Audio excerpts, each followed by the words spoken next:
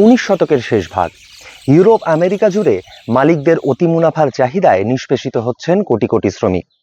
জীবনের মূল্য চুকিয়ে কলের ঘানি ঘোরাতে ঘোরাতে ক্লান্ত শরীর বিদ্রোহ করে, মনের গহীনে জাগে বিপ্লবের স্বপ্ন। 1886 সালের 1 মে সদ্য বসন্তের আমেজ কাটিয়ে ওঠা শিকাগো শিল্পাঞ্চলের হেমার্কেট মুখরিত। জমায়েত হওয়া শ্রমিকদের দাবি, তারা কিছুতেই 8 ঘন্টার বেশি কাজ করবেন না। 1866 সাল থেকে তোলা এই দাবি মালিকপক্ষ কিছুতেই মানতে রাজি নয়। এদিনও তারা মোতায়েন করেছিল বিরাট পুলিশ বাহিনী, মজুদ ছিল ভাড়াটে গুন্ডারাও। পরিস্থিতি উত্তপ্ত হতেই পুলিশ গুলি চালায়, মারা যান বেশ কয়েকজন শ্রমিক, আহত হন শতাধিক, গ্রেপ্তার হন অসংখ্য। নির্মমতা মাত্রা ছাড়ায়। এই পরিপ্রেক্ষিতেই তারপর থেকে বিশ্বজুড়ে 1 মে পালিত হয় আন্তর্জাতিক শ্রমিক দিবস। আজ 2024 সালের 1 মে। একদিকে নজিরবিহীন প্রাণ প্রকৃতি ধ্বংসের মুখে দাঁড়িয়ে আমরা, ধ্বংসের মুখে মানব সভ্যতা। অন্যদিকে আমাদের বাংলা তথা ভারতবর্ষে বেকারত্ব মাত্রা ছাড়িয়েছে, কাজের জ্বালায় জ্বলছে আমাদের প্রত্যেকের পেট। সেই মুহূর্তে দাঁড়িয়ে আজকের মে দিবসে চলুন শুনে নি এই বাংলার শ্রমিক আন্দোলনের কিছু ঘটনা, শুনে নি কিছু মানুষের গল্প, চেষ্টা করে দেখি ইতিহাস থেকে শিক্ষা নিয়ে আজকের অবস্থা বদলানো যায় কিনা।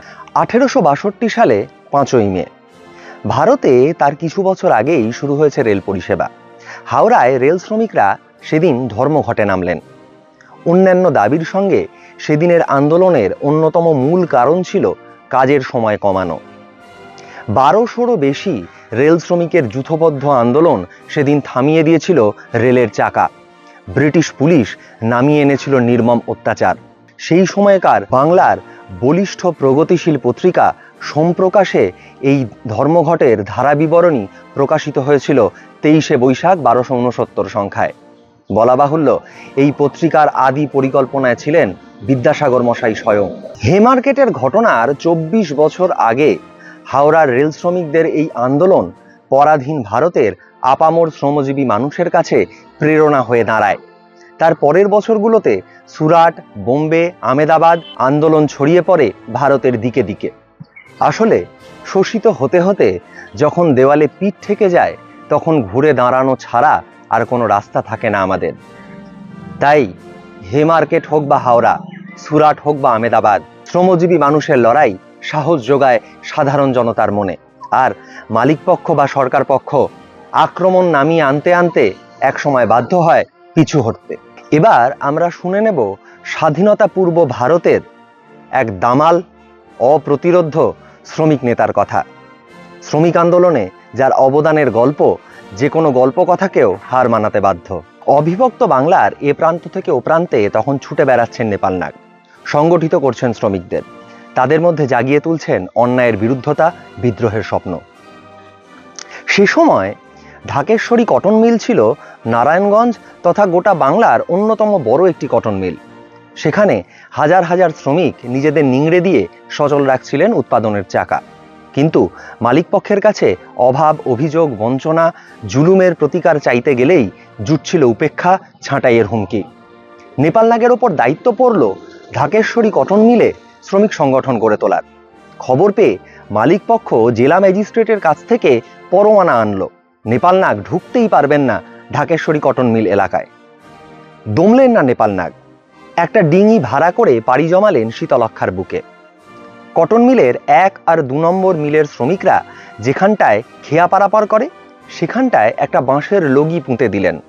তারপর শ্রমিকদের খেয়া পারাপারের সময় হলেই নেমে পড়লেন জলে, আধডোবা হয়ে শুরু করলেন মিটিং।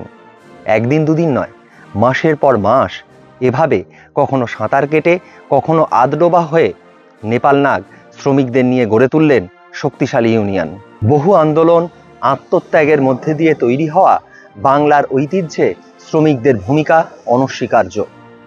আজ যখন দেশে বেকারত্ব মাত্রা ছাড়িয়েছে, তখন আমরা দেখছি বাংলা তথা ভারতের কোটি কোটি মানুষ কাজ হারা। হাওড়া, শিয়ালদা, শালিমার, সাঁতরাগাছি রেল স্টেশনে গেলে আমরা দেখতে পাই লাখ লাখ মানুষ বাড়ি ছেড়ে পাড়ি জমাচ্ছেন ভিন রাজ্যে কাজের তাগিদে। অপরিকল্পিত লকডাউনের সময় কিশোর থেকে মধ্যবয়সী এই পরিযায়ী শ্রমিকদের মিছিল আমরা দেখেছি। আজ এই তীব্র তাপপ্রবাহে বাঁচবার তাগিদে আমরা যখন রোদ থেকে নিজেদেরকে আড়াল করছি, সে সময় দুটো পয়সার জন্য প্রখর রোদে কাজ করতে বাধ্য হচ্ছেন নির্মাণ শ্রমিকেরা। জীবনের ঝুঁকি নিয়েও আজ 2024 সালের 1 মেতে দাঁড়িয়ে আমরা কি শুধু ইতিহাস মন্থন করেই সন্তুষ্ট হব, নাকি সভ্যতার চাকা ঘুরিয়ে চলা শ্রমজীবী মানুষদের সাথে, শ্রমিকদের সাথে গলা তুলে বলবো, চূর্ণ করো দাসত্বের দৈন ভীতি, রুটি তো স্বাধীনতা, স্বাধীনতা রুটি। আজ আন্তর্জাতিক শ্রমিক দিবসে বাংলা ভাবনার তরফ থেকে রইল শ্রমিক আন্দোলনের প্রতি শ্রদ্ধা ও ভালোবাসা। আপনাদের কাছে অনুরোধ, এই ধরনের আরও ভিডিও পেতে আপনারা আমাদের চ্যানেলটিকে সাবস্ক্রাইব করুন। আপনাদের মতামত আমাদেরকে কমেন্ট করে জানান। ভালো থাকবেন। বাংলা ভাবনা।